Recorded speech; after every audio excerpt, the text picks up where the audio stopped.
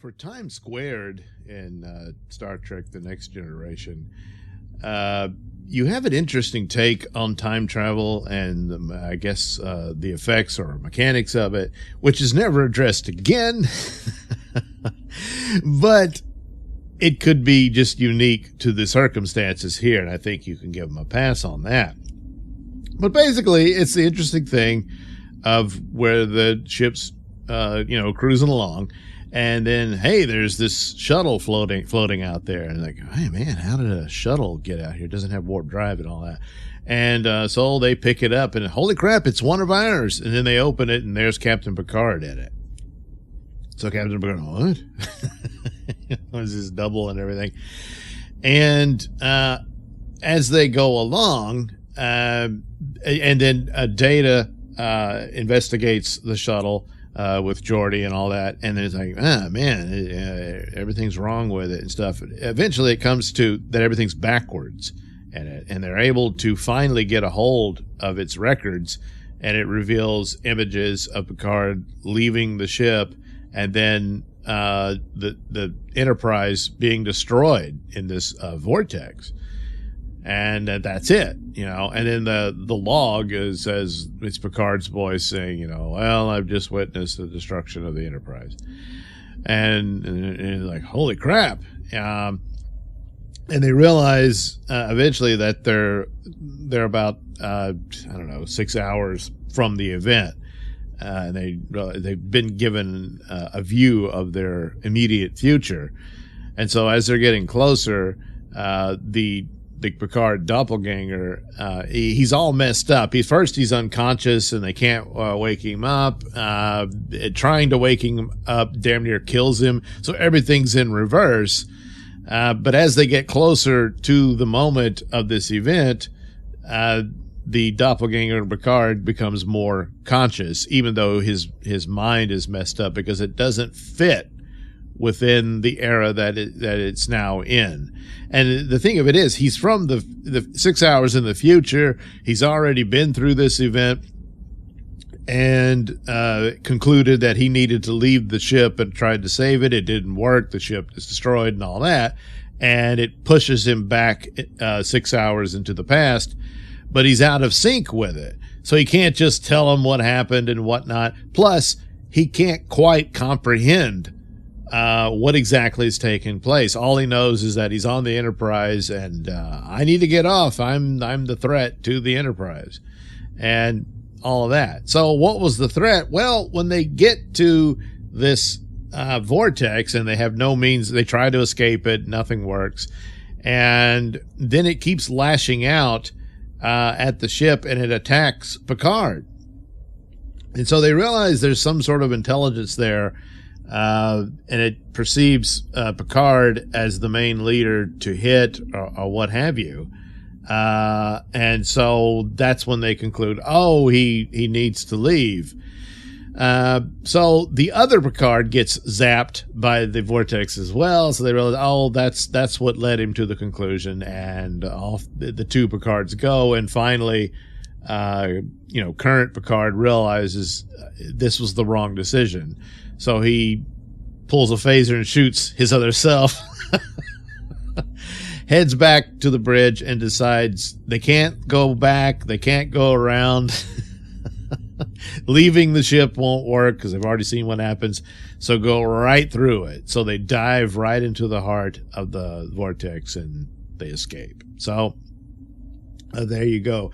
But it's an interesting take on it that the effects of time travel would have, all the Picard being out of sync with it, unable to communicate with anybody, unable to really comprehend anybody because he's so out of sync with his regular timeline. As he got closer and closer to his timeline, he began to be more conscious. But even up to the last minute, he wasn't completely there, and in order to understand what the other Picard was, the conclusion he was coming to. So it's interesting. Granted, it's like, well, they go back in time all the time in this show and stuff, and they're not all messed up. I guess it's just the means by the way you get there. If you're in a vortex of some sort and an explosion sends you back, you're going to be messed up. So this was a good episode. It was intriguing and an interesting take on time travel and whatnot. Of course, yes, it does fly in the face of other time travel endeavors, but I think it's explained just by the nature of how it occurred. Following that, you have a show it's all right. You know, I'm not upset with it or anything like that. It wasn't as compelling as Time Squared. But Icarus Factor, you meet Riker's father. Turns out he's the guy. Riker, let me back up, has been offered a command, and I believe this is the first time he has. It's like he's been around long enough. It's time for him to be the captain of a starship. Of course, his on-again, off-again girlfriend is on the Enterprise, so he's like, damn. Plus, he really wants to be captain of the Enterprise.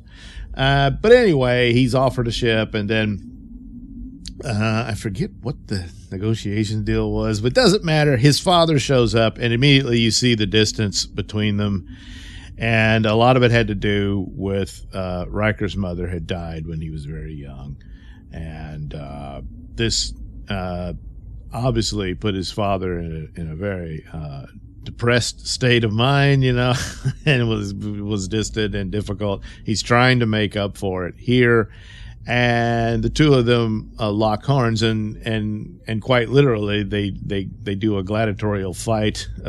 It's supposed to be some sort of, I don't know, Chinese influenced fight, but they're in these futuristic battle suits, and they can't see.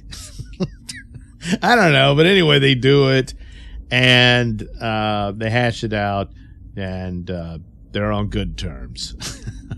And in the end, Riker decides, yeah, I'm not going. I'm going to stay here. And they're like, well, all right. Meanwhile, the second story is about Worf.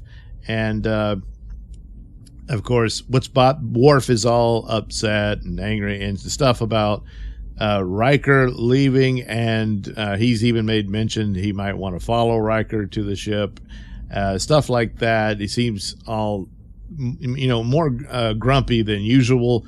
And so young Wesley has to figure out what the problem is and stick his nose in someone else's business, and eventually finds out that there's some rite of passage ritual among Klingons that is not available to Worf because, which you later on, as his story unfolds, you find out why he's shunned and ostracized by Klingon society and whatnot, and was, adopted by a human couple that raised him and all that.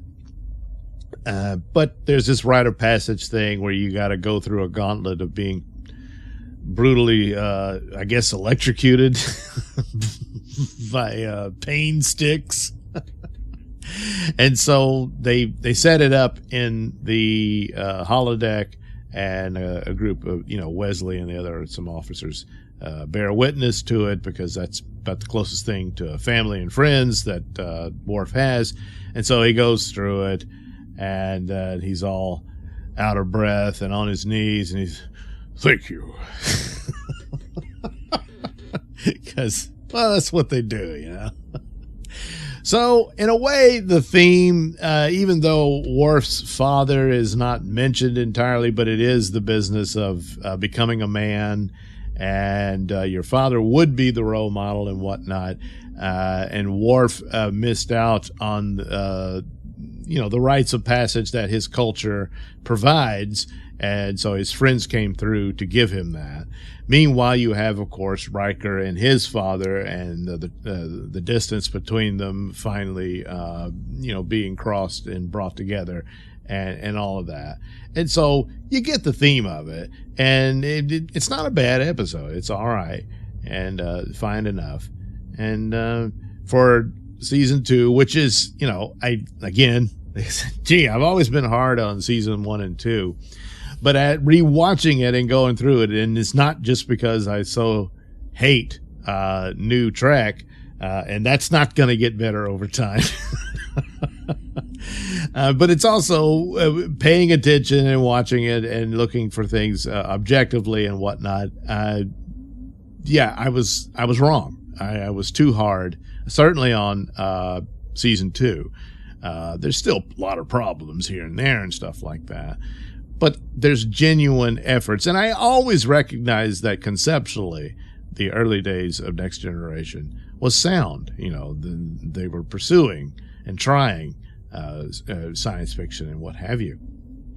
And so, but this is one of those cases where Times Square was very interesting and, you know, and much more of a science fiction episode than this one. But this one is pretty solid, just in more development and background to 2 prime characters of the series. And I find no fault with it. It was pretty good. So there you go. Times Squared and the Icarus Factor.